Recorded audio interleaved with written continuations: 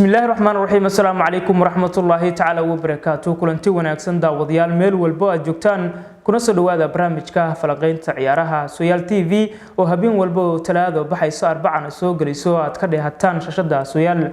hadaba barnaamijka caawa waxaan la socodsiin doonaa anigu Ahmad Rukan Yuusuf qodobada aad ku daawan doontaan waxa kamid ah UEFA iyo FIFA oo ka falceliyay horyaalka cusub ee European Super League iyo sidoo kale xilli horyaaladii waaweynaa ee qaarada Yurub ay ku sugan yihiin inay burburaan sidoo kale waxa daawan doontaan muxuu yahay horyaalkan cusub ee lagu magacaabo European Super League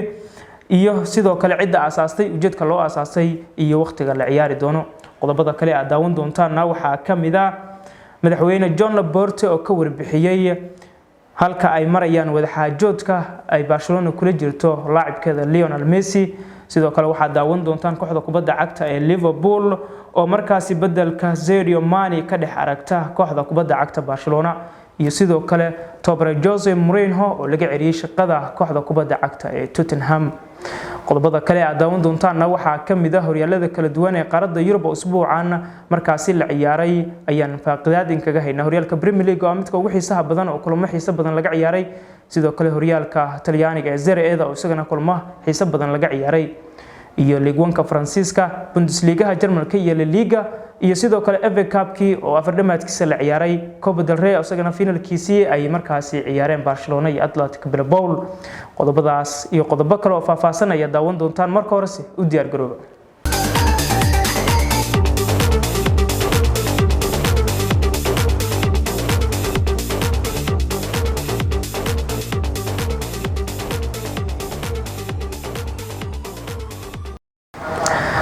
markale daawadayaal isku soo laabasho wanaagsan waxaana ku soo dhawaataan barnaamijka falaqeynta ciyaaraha isagii oo faahfaahsan aynu ku horeyn UEFA iyo FIFA ayaa waxa ay ka falceliyeen horyaal cusub kaasoo lagu magacaabo European Super League waxaana markaasi laga cabsi qabaa in gabi ahaanba ay burburaan horyaalada kala duwan ee qaarada Yurub xiriirka kubadda cagta qaarada Yurub ee UEFA iyo xiriirka kubadda cagta adduunka ee FIFA ayaa ka falceliyay horyaalka cusub ee European Super League xilli horyaaladii waaweynaa ee Yurub ay burbur ku dhow yihiin waxa ugu dambeeyay xalayda laga rogay qorshihii horyaalka cusub ee European Super League xalay xilli dambe ayaa warbixin la soo saaray waxa lagu xaqiijiyay 12 kooxood oo kamid ah kuwa ugu waaweyn qaarada Yurub inay dhisayaan tartan cusub oo la dheelayo bartamaha toddobaadka Manchester United, Manchester City, Chelsea, Arsenal, Tottenham iyo sidoo kale Liverpool, Juventus, AC Milan, Inter Milan, Real Madrid, Barcelona, Atletico Madrid ayaa dhammaantood ku biiray tartankan iyadoo la aqoonsaday inay yihiin asaasayaasha tartankan cusub guud ahaan 12 kooxood ee markaasi aan magacooda kor ku soo guud ahaan 12 kooxood ee aan magacooda markaasi sheegnay ayaa markaasi si rasmi ah uga baxay ururka kooxda Yurub ee European Club Association waxa la filayaa in 3 kooxood oo kale ay ku soo biiri doonaan horyaalkan cusub inkastoo aan la magacaabin kooxaha ay yihiin kuwa ku soo biiri doona tartankan oo la shaaciyay iyo markaasi in sida ugu dhaqsiyaha badan lagu qaban doono 3 bilyan oo gani oo maalgelin ah ayay qaybsan doonaan kooxahan aas-aaska u ah markaasi tartankan si looga caawiyo dhaqaale xumida soo wajahday coronavirus awgiis hadaba daawadayaal muxuu yahay koobkan cusub ee European Super League iyo ujeedooyinka sidoo kale loo aasaasay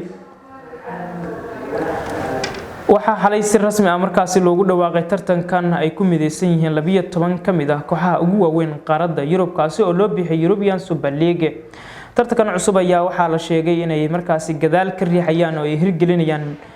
ama ay bilaabayaan kooxaha Real Madrid iyo Manchester United iyadoo ay kula soo biireen 10 kooxood oo kale Real Madrid, Barcelona, Atletico Madrid iyo sidoo kale 10 kooxood oo kale ayaa qayb ka ah tartankan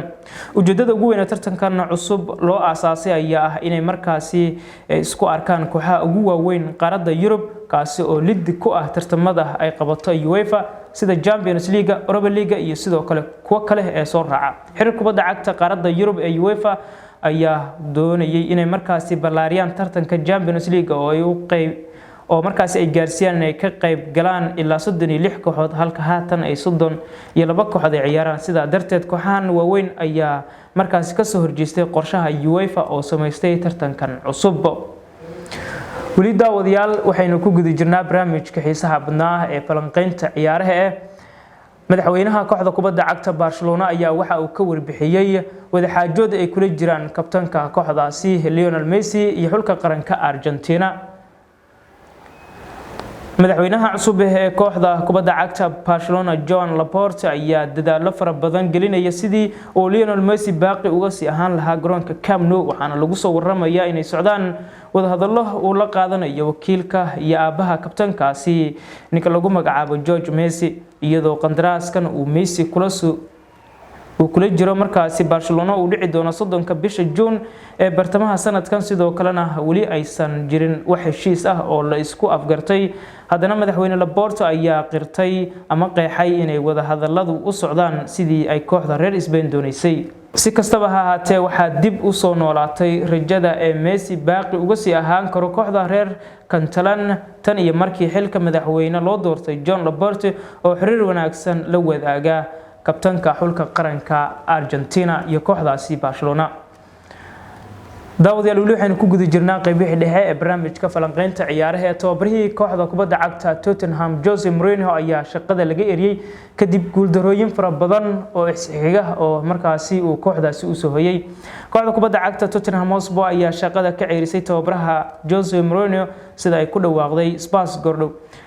saacado kadib markii kooxda ka dhashay horyaalka Premier League ay ku dhawaaqday inay ku biirtay qorshaha horyaalka cusub ee European Super League. 28 jirkan ayaa shaqada Spurs hayay tan iyo bishii November ee sanadkii 2019 kadib markii uu shaqadaasi ka bedelay Mauricio Pochettino. macalinka reer Portugal ayaa heshiiskiisa uu kula jiro kooxda ka dhisan waqooyiga London waxa uu soconayay ilaa dhamaadka xil ciyaareedkan 2023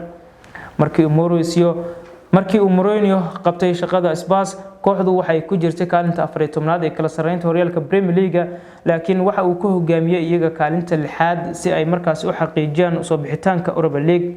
kooxda Tottenham ayaa bayaan ay soo saartay ay ku daabacday website-keeda waxa ay ku shaacisay in Jose Mourinho iyo waaxdiisa shaqada ee kala Joy Scaramento, Nuno Santos, Carlos Lalin iyo sidoo kale Giovanni Cara inay markaas shaqada ka direen isla markaana kooxda uu sii wadi doono maanta ninka lagu magacaabo Ryan Mons oo ah ku-xigeenka tababaraha ee kooxdaasi.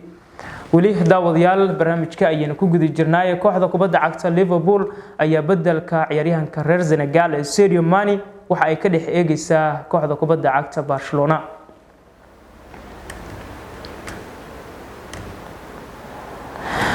sida wararku ay sheegayaan kooxda kubadda cagta Liverpool ayaa bedelka waryahankeeda Sadio Mane ka dhex aragta naadiga Barcelona ee ka dhisan dalka Spain. Liverpool ayaa haatan isku diyaarinaysa inay lacag badan ku qarash gareyso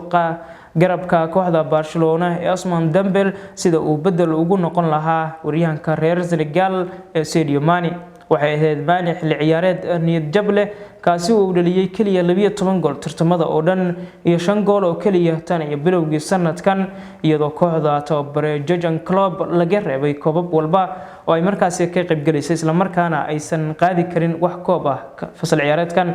wararka ayaa inta ku daraya in Liverpool ay ka fiirsanayso inay xagaaga lacag dhaafsato xidiga reer Senegal oo 29 jir ah inkastoo qandaraaskiisa uu wali ka harsan yahay 2 sano. sida uu warinayo warsidaha Fajrs Night ee ka soo baxa dalka Spain, Dembele waa ciyaaryahanka ay u arkaan inuu bedel u noqonayo Mane. 27 jirkan reer France ayaa heshiiska haatan ee kooxda Barcelona waxa uu ka harsan 1 sano, laakiin wali ma uusan saxiixin heshiis cusub oo uu ku sii joogayo garoonka Camp Nou. Ousmane Dembele ayaa 10 gool dhaliyay kooxda Barcelona xilli ciyaareedkan, laakiin waqtigiisa guud ahaan ma uusan gaarin rajadii laga qabay ciyaaryahankan ay lacagaha aadka u badan kaga soo iibsadeen Borussia Dortmund taasi oo dhan 122 milyan oo gini. waa hagaag daawadayaal wali waxaynu ku guda jirnaa barnaamijka falanqeynta ciyaaraha ee isbuucan. kulamo markaasi kala duwan oo aad u adag ayaa laga ciyaaray horyaalada kala duwan ee qaaradda Yurub, qaasatan 5 horyaal ee ugu waaweyn qaaradda Yurub. haddii aan ku horeyno horyaalka ugu xiisaha badan ee dalka Ingiriiska ee lagu magacaabo Premier League, kulamo markaasi xiiso badan ayaa laga ciyaaray. waxaana kulanka ugu horeeyay la ciyaaray maalinkii Jimcaha iyadoo kooxaha Tottenham iyo Everton ay markaasi is arkeen, waxaana kulankaasi uu ku soo ilaaday 2 gool iyo 2. Tottenham waxaa labada gool u dhaliyay laacibkeeda Harry Kane sidoo kale Everton Sixon ayaa labada gool badaliyay kulamada kale ee la ciyaaray ee Sabtida waxaa kamid ah West Ham iyo sidoo kale Newcastle United oo iyaguna is arkay 3 gool iyo 2 waxa ku adkaatay Newcastle United Wolverhampton iyo sidoo kale Sheffield United ayaa iyaguna wada ciyaaray 1 gool iyo waxba waxa ku adkaatay Wolves sidoo kale Axadii ayaa kulamo ka tirsan horyaalka Premier League la ciyaaray Manchester United ayaa waxa ay soo dhaweysay naadiga Burnley 3 gool iyo gool ayayna markaasi kaga adkaatay sidoo kale Arsenal iyo Fulham ayaa is arkay waxaana kulankaasi uu ku dhamaaday barbardhac gool iyo goola kulamo kale oo waxa jira markaasi la ciyaaray oo ka tirsan FA Cup-ka laakiin intaynu aadin kala sareynta horyaalka Premier League haddii aynu fiirino kooxda kubadda cagta Manchester City ayaa hogaaminaysa oo leh 74 dhibcood Manchester United ayaa kaalinka labaad fadhida oo iyaduna leh 66 dhibcood Leicester City oo kaalinka saddexaad fadhida 56 dhibcood ayaa iyaduna leedahay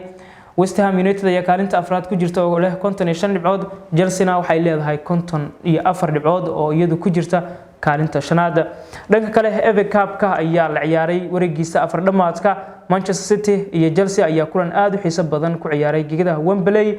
waxaana gool iyo waxba ku adkaaday naadiga Chelsea waxaana goolkaasi dhaliyay laacibka Hakim Ziyech sidaasi ayana Chelsea isaga xadirisay finalaha tartankaasi sidoo kale Axadii waxa ciyaaray Leicester City iyo Southampton Leicester City ayaa sidoo kale ku adkaatay 1 gool iyo waxba Calanjo Enajo ayaana goolkaasi dhaliyay labadan kooxood ee Chelsea iyo Leicester City ayaa kulanka finalka waxay ciyaari doonaan 15 bisha May halkaasi ayaa lagu soo gabagabeyn doonaa tartankaasi horyaalka Ingiriiska hadaynu intaasi kaga baxno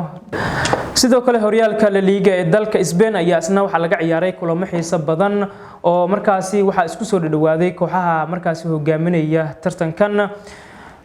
Osasuna iyo Elche ayaa wada ciyaaray 2 gool iyo Eber waxa ku badisay naadiga Osasuna sidoo kale Real Sociedad iyo Sevilla ayaa wada ciyaaray Sevilla ayaa 2 gool iyo gool ku adkaatay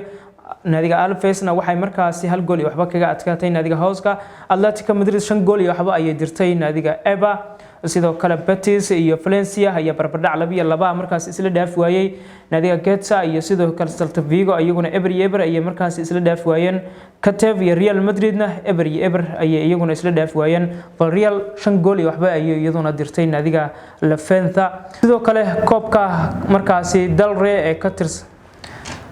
sidoo kale kooxda kubadda cagta Barcelona ayaa markaasi ku guuleysatay koobka Del Rey oo markaasi finalkiisa la ciyaaray Sabtidii 4 gool iyo waxba ayay markaasi ku dirtay naadiga Atletico Bilbao Lionel Messi ayaa 2 gool dhaliyay afartaasi gool halka De Jong iyo Anthony Griezmann ay 2 gool ee kala ay dhaliyeen kala sareynta horyaalka dalkaasi Spain ee La Liga hadaynu fiirno Atletico Madrid ayaa hogaaminaysa oo iyadu leh 70 dhibcood Real Madrid ayaa kaalinka labaad fadhida oo leh 67 dhibcood Barcelona ayaa ku xigto iyaduna leh 65 dhibcood laakiin kooxda Barcelona game ayaa markaasi baaqi u ah oo aysan wali ciyaarin sidoo kale Sevilla ayaa waxa ay markaasi fadhida kaalinka afraad oo leh 64 dhibcood Villarreal oo shanaad ku jirtana waxa ay leedahay 49 dhibcood guud ahaan saaxiibayaal intaas ayaan ku soo gabagabeynaa barnaamijkii falanqaynta ciyaaraha oo kala socoteen warbaahinta Soyaal TV barnaamijka waxay la socodsiin anigoo Mahad Dukan Yuusuf dhinaca kamarada iyo farsamada waa Mahir Daahir intaanu barnaamij lacayna kulmi doono waa bahda Soyaal isku duuban oo idin sidaas iyo nabadgelyo